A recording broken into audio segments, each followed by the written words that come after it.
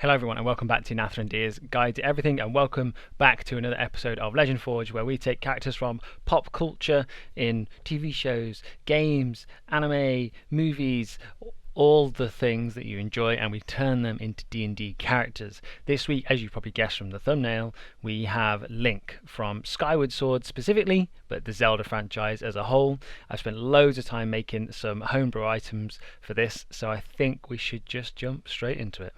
Let's do it.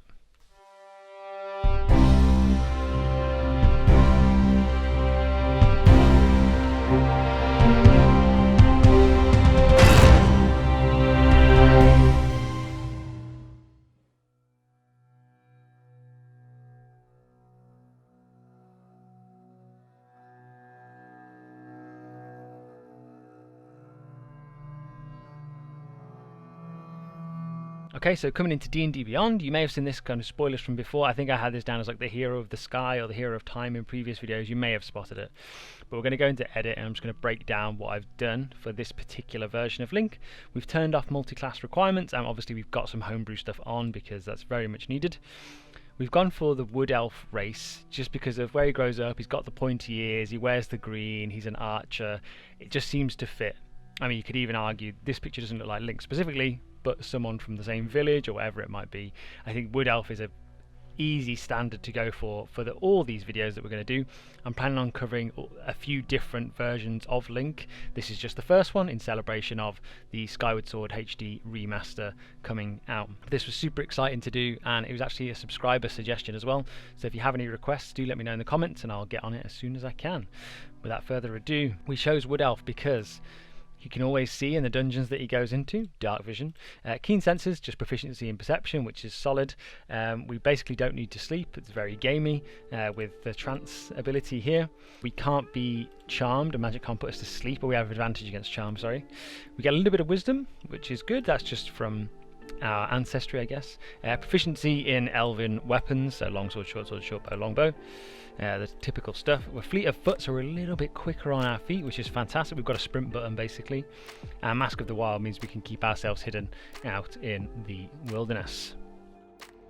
So we've gone for a triple multi-class for Link this time around. It's character level 20, although I don't actually think statistically wise he's as OP as you might think for a level 20 character, but it's his items that really make him excel, and that's what I've put the most work into. So just breaking down Hunter, Ranger, I would say he is a fighter primarily, but for the flavour of D&D, I think his ability set actually fits Ranger a little bit more. He's always hunting monsters, he's tracking foes, he always knows the best way to kill them, so I think Ranger kind of fits that perfectly, and the environments that you're in, always exploring different biomes, like, you know, mountainous lava places, icy places, just fields. So I think Ranger fits the best. The languages we've gone for Celestial and Goblin. Again, Link doesn't speak. This is just the kind of characters he communicates with. I imagine he'd be able to tell the Bokoblins to bugger off if he needed to. Hence the Goblin language, and Celestial just to talk to, I guess, I don't know, highly of the god herself, or in this case, Fee, the spirit that lives within the sword that he has, the goddess sword. And we've also gone for proficiency with insight as well. For hit points and range, you get a 1d10. We have a favoured foe, we do a bit more damage to whoever we choose to hunt that day, basically. We've got proficiency in animal handling, athletics, and investigation. I think investigation for those dungeon crawls when you're trying to find traps and things. Athletics because he's a fighter, he's athletic. Animal handling because obviously you can break in horses, I believe, but we have Epona, obviously, is the OG and the one everybody loves, the horse everyone loves. I remember Epona very well from watching my friend play this game. We get some additional spells from Tasha's, nothing too much to focus on. For our fighting style, we've actually gone for archery, which is a +2 bonus to attack rolls made with ranged weapons. Just makes us more lethal as an archer, and Link is a very good archer, so all good. We can have a spellcasting focus, blah blah blah, it doesn't really matter, he doesn't really use one. The spells are more just his abilities in game as opposed to casting, you know, a fireball. It's just to outline his abilities. Just a caveat, this is my opinion and my build of it. You can adjust this however you like. You can just use my items, make your own 20th level fighter if you want to embody him. This is just my version of it. Hunter's Prey, we've gone for Colossal Slayer as the feature there, and that essentially means that anything we like to bring down things with big hit points, right? You fight some pretty big creatures as well as the Calamity Ganon across all the games in different forms. You have to beat these big bosses with large health pools, so we just do more damage to something that is already hurt. Makes sense? It's quite gamey, quite video gamey, which is good. Martial versatility means we can change fighting styles, not too important for this. Ability score improvement, we've actually gone for a feat first time round with Piercer, which makes our bow more deadly at early levels until we get that really good Master Sword. If you're leveling up, this is. Obviously if you're starting at 20, then choose what you want. We've bumped the strength a little bit because that's going to be our primary attacking ability. This allows us to re-roll some damage if it's pretty low on piercing damage. So with an arrow, if we roll a 1, we can re-roll it. And a critical hit, we roll an additional damage die, which is fantastic. So I imagine this is like a charge shot where you hold back for that little bit longer, you get a little glint, and then it fires off and you do loads of damage. 5th level, we get an extra attack. Defensive tactics at 7th level, we've gone for Steel Will. You have advantage on saving throws against being frightened. Now, I think advantage is still an understatement because Link actually, I mean, you don't run away from a fight, do you? He doesn't get scared as such. I'm sure I've seen like a meme face of him like with a shocked face, which I'll put somewhere here, maybe over my face, somewhere around here. But yeah, he doesn't really get frightened, so this is perfect. He doesn't back down against even the largest of creatures, so it's pretty good. Land Stride, we move freely across land. Again, it's not specific to any particular ability he has, but he doesn't seem to get slowed down by much, so it works. You go through all different kinds of environments and he's still good. At 8th level, we've gone for another ability score improvement, and that's a double into Constitution, and this is probably going to be, you could argue, I think Constitution would be his highest score, especially by late video game. He has, what, like 20 hearts on screen or whatever it is, so best to, I think, buff Constitution should always be your highest, I think. We've got Nature's Veil, which acts as Hide, same as the Elven ability. 11th level, we get multi-attack, and this is where things start to get really fun. We can do a Whirlwind attack, which is a lot like his spinning attack, which I've also kind of created for this as well. It means we can make a melee attack against every creature within 5 feet of us. So if you are being swarmed by loads of small creatures, you can get them off you. Separate attack roll for each target though, but really good, really powerful ability. You can run into the fray on purpose and then do that. Really good fun. At 12th level, we've gone for another feat instead of an ability score improvement, and we've gone with Sharpshooter, just to make our bow even more lethal, because from what I could find, the Sacred Bow, which is actually the homebrew item I've made, was more deadly than the sword. It can offer 1 hit most of the enemies in the game, whereas the sword was usually 2. So without a doubt, that is a -5 to the attack roll, plus 10 to the damage from the Sharpshooter feat. We ignore cover, and we don't have disadvantage at range. Incredible, fits perfectly. Moving swiftly on, we've gone for Bard, and this is the College of Swords. So I didn't want to go for anything too flashy like the College of Eloquence, because that's not really Link, but he is bardic in some capacity. He can play the harp, particularly in this game, very well, ocarina and things in the others, but I thought I would add Bard in just because it gives him that spellcasting flavour, and that's where he draws his kind of mystical powers from, is from the instrument he had, which is the goddess harp in this case. We get some extra spells from Tasha's proficiencies. We've gone with flute and performance, and again, the actual instrument doesn't really make much difference here because I've added a separate one in for the harp, but the flute is, I guess you could liken it to an ocarina, so why not? Again, this is Skyward Sword Link though, so I had to fill the boxes basically. And proficiency in performance. Bardic Inspiration means we can buff other people and ourselves if we should need it in combat. He doesn't fail at very much, other than by user error on the controller, so that would be why. Magical Inspiration, we can add a Bardic Inspiration to a heal or damaging spell, so that's really good. It just, I guess his presence makes that happen. We've got Jack of all trades, which means you get half proficiency in anything that we're not already proficient in. Incredible. Song of Rest is a healing on a short rest. Not looking to look too much into that. You can, I guess, in the newer games in Breath of the Wild, like cook up some food and stuff, so that might come more into that there. But for Skyward Sword, it's there. We may as well take advantage. We've gone for Bard College, the College of Swords. We get expertise in 2 abilities from being a bard as well. Gone for athletics and performance. They're going to be the 2 most used things, I think. Athletics for his fighting ability and strength, and performance for when he plays the harp to cast spells and things like that. And he is well known. He's a famous hero in these lands, so with Skyward Sword Link being the first one ever, or recorded, I think, Hylia's hero. So we've gone for expertise in performance as well, so you nail those quick button inputs to get the songs right. Bonus proficiencies, we get some martial proficiencies because we went for College of Swords. It doesn't really matter because we've got Ranger and Fighter in here, but we've gone for a fighting style, we've gone for Dueling, which rounds out the character because you're basically always going to be a sword and board character, long sword in one hand and a shield in the other, so this just gives us a +2 to damage rolls with the weapon when we're set up like that. It's basically when we're not casting spells.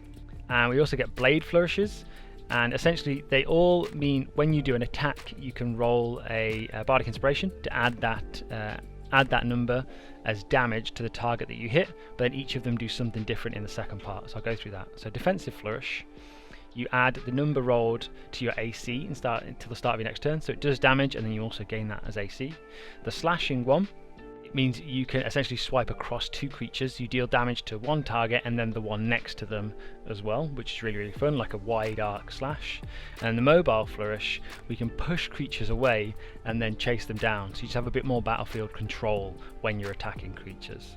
Finally, to round it out, we have 5 levels in Fighter to bring us up to level 20, and we've gone for proficiencies with fighting style in archery, +2 bonus to attack rolls because we definitely needed that. Second one gives us a heal, action surge gives us another action in combat. Our martial archetype, we've actually gone for Cavalier, which is like an expertise in mounted combat, which makes sense because in some of the fights you need to use your horse and things like that, so it kind of pulls it all together with what Link is like. For that, with Cavalier, we actually get a bonus proficiency. We've gone with Insight. We also get a 3rd level, Born to the Saddle. We have advantage on saving throws to falling off our mount, and if you do fall off and descend no more than 10 feet, you can land on your feet. So we just don't take any damage if we're mounting or dismounting. Unwavering Mark essentially means we choose a creature, and this is another 3rd level feature with Cavalier. If we hit something, we can mark it, and if that creature tries to attack anyone other than us, and it's within range, we can deal a special melee attack against it. It's almost like having an extra reaction, but it uses a bonus action. At 3rd level we get Unwavering Mark, which allows us to take a special bonus action on our turn to do another attack against a creature. If they essentially, we create a mark when we hit something, and if they don't attack you and they attack something else, on your next turn use your bonus action, you have advantage on an attack roll to hit them, and it also deals extra damage to the target equal to half your fighter level. So for us that would be 2.5, so 3 basically. But it's fantastic, so because regardless of the number of creatures you mark, you can make this special attack a number of times equal to your strength modifier, and you gain all expended uses when you finish a long rest. So this is multiple times a day. We almost get an extra reaction, or just a little extra to do, a little more damage output, which is really, really fun. So for our ability score improvement in level 4, we went for a double into strength, and then finally to round it out, one more attack at 5th level. Moving over to the abilities, I did actually roll for these and it turned out quite well. I think it seems like a pretty good fair spread. So we actually went with highest in Constitution, and then Strength, and then Dexterity because he is a physically focused character, and then we went for all the mental stats afterwards, Wisdom being the highest to fuel our Ranger spells. For our description, we went for an Outlander with proficiency in Survival and Acrobatics, I think makes sense. So now let's jump into the character sheet and let's check out the equipment and some of the spells that I've chosen. So we've got a monstrous looking character. You can see 20 AC, 200 health, 40 feet walking speed. None of our stats at 20. You might think that's interesting. Now I've been considering adding a manual of bodily health to this to get our Constitution up to 20, but I decided against it. I think, let's say this is before the final health upgrade. We don't have quite all the hearts, but we're definitely working towards it, and maybe that's the last item that we're looking for, where after we defeat the boss we get those extra hearts, then we can explore the world. But our passive stats are incredible, 18, 16 and 24 because of that expertise, which is pretty monstrous. Spells wise, we've got a few, and these would all be flavoured to suit the game, not necessarily just mystical spells that fly out from your hand or whatever. They'd probably all come from the Goddess Heart, from the instrument. You got to flavour it properly, right? I'm just thinking, what can he do in game? So for example, mending, being able to mend your equipment and things like that would be useful with the guidance of Fee, the spirit that lives in his sword, which we'll go into in a bit. Prestidigitation, just minor magical effects. We're a pretty magical guy, all the artifacts we've got and all the items we found, so it makes sense. The item spells I'll go into when we get to the items, so don't worry about that for now. We've got a heart potion, which is actually just a renamed cure wounds. A hunter's mark just means we can mark a target and do extra damage to them. It's like a lock-on feature basically. I should have renamed it, shouldn't I, to lock on. We've got the feather fall spell, which I've flavoured as the sailcloth in Skyward Sword. When you jump off something you can give yourself a safe landing, like a cloth above you. Speak with animals just comes with a ranger. He doesn't really do it too much. I think there is some weird communication with the creatures in the world, so I guess you could argue it comes kind of in with that, but then that's why we've chose the fun languages like Sylvan and Celestial and things like that too. We've got calm emotions because Link doesn't say anything, but people just seem to come to him and be fine in his presence and give him things and give him work and whatever, so calm emotions is a strange one, but I think you could argue that he does kind of calm everybody around him. When he shows up, he is the hero, people recognize him, so could go with that. We've gone for find traps because of all the dungeon delving that he does, and often you are looking for traps, mechanism, things like that, so that could really help there. I've made a few spells for this. We've got fire arrow, ice arrow and light arrow, and they're all flavoured almost the same. They're all second level spells. You do it as part of your attack actions, like an instant spell. A fire one deals an extra 1d8 fire damage to things in a radius after it hits something and explodes. Ice arrow has the same amount of damage. When it explodes, it means if creatures fail to save, they can't use their reactions, which allows people to move around the battlefield a little bit more freely, which I like. And the light arrow essentially gives off a guiding bolt type effect when you hit something with it. A little less functionality, but it does give the next creature advantage on anything that was in the area, which is really, really fun. Skywrite, just because of the sky theme of Skyward Sword, I thought would be quite good. You could probably do that from the harp with a bit of practice, I would imagine. Warding Wind, again, it's just flavoured to this particular setting of Skyloft and such, with the focus on flying around and things like that. Lightning arrow, this would be a shock arrow technically in Zelda, but that's a slightly higher level one, a bit more damaging than what I base my other arrow spells on, but this is a really fun one. We've also got Speak with Plants, which is a stretch, I think. I don't think he ever does that, but who knows.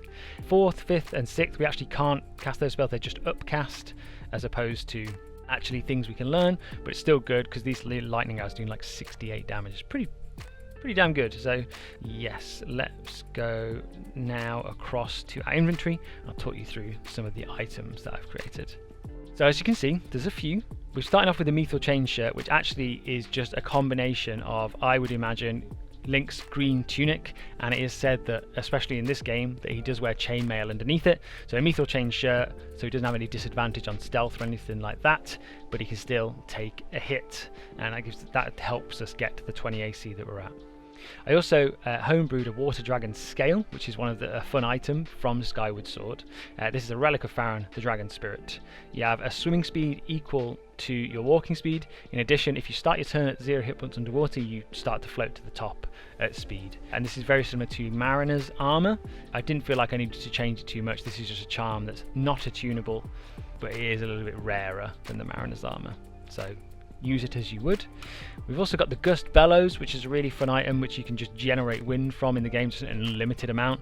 I thought I should put charges on it just in case you can break the game with it, but an ancient mystical device capable of blowing an endless gust of wind while holding the jar. You can use an action and a charge to cast the Gust of Wind spell, save DC 14. So it's more of a utility type item, but then that suits.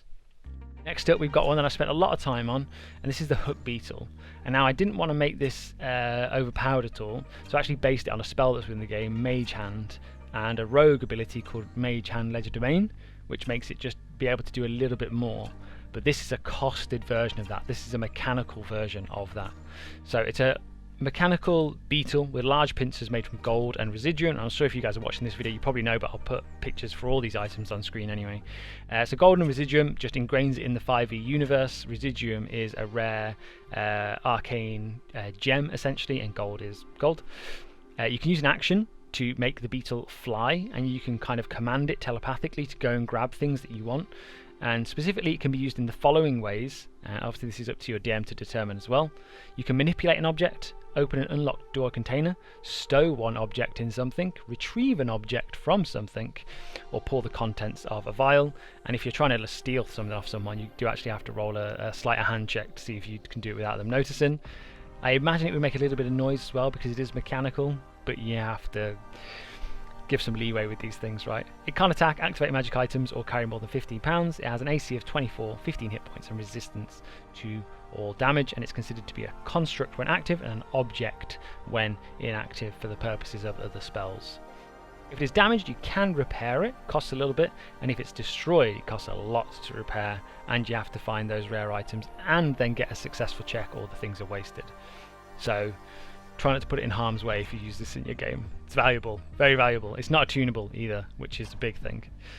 Next up, I think we'll go with the Sacred Bow, which is really, really fun, and this requires attunement by an elf or half-elf of good or neutral alignment, which Link is.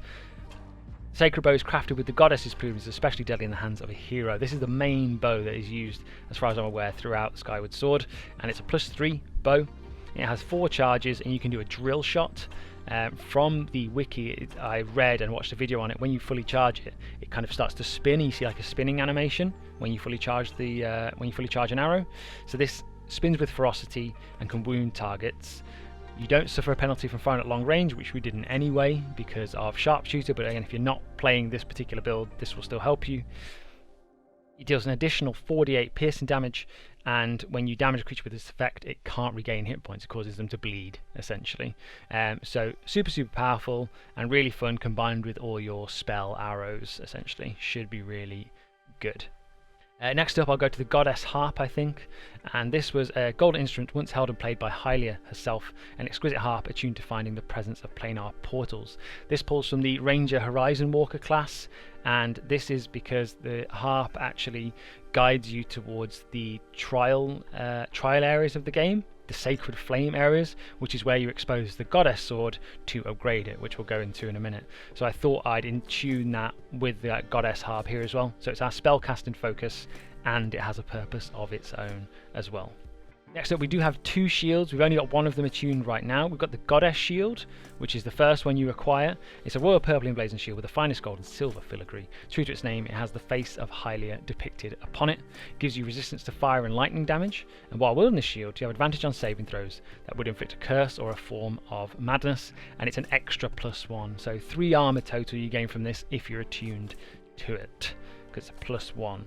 So it's not quite as resistant as the Hylian shield, actually armor-wise, but those effects are really, really good. It's said to repel curses and things like that. Link can't be cursed while he holds this shield, I believe.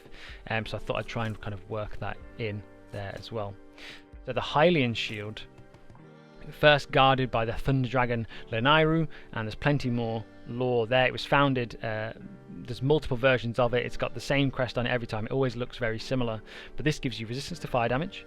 You can't be targeted by heat metal. Additionally, the shield cannot be heated, and this is in the game. It's essentially completely immune to any fire things that you might do, and it gives Link resistance.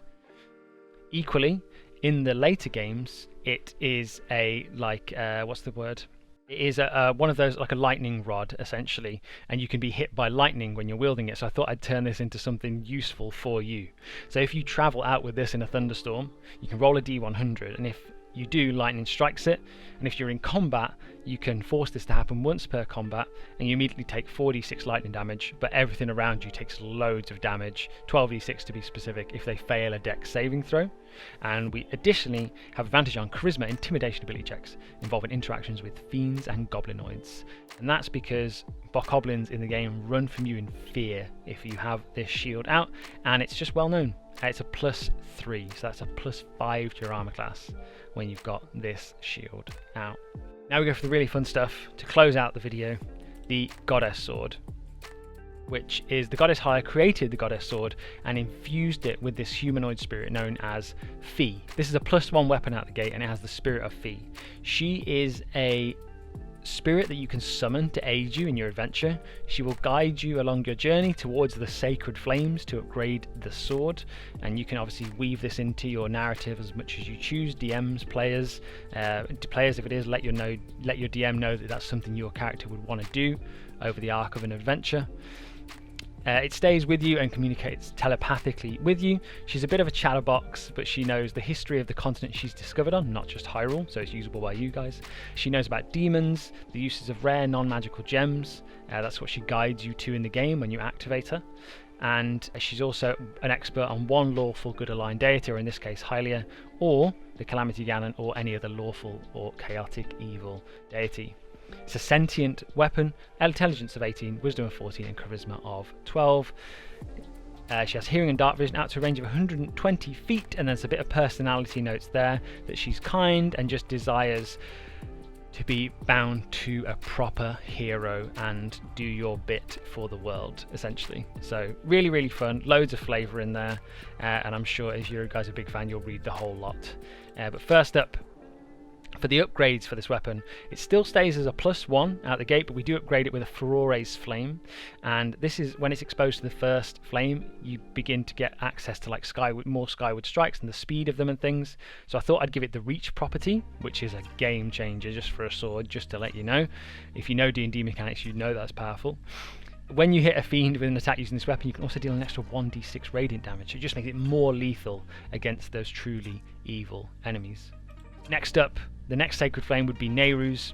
This one gives us an extra attunement slot, scores a critical hit on a 19 or 20, and we can use an action to use Detect Magic. And those, the first and third ability, are all related to the technique in the game called dowsing, which means you can find magical items and things of interest in the world around you.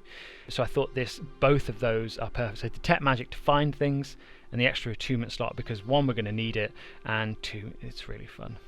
So why not? And then it transforms into the Master Sword after the third flame exposure. While wielding the sword as an action, you can dispel good and evil. This property can't be used again until you complete a long rest, and that's literally what it does in the game.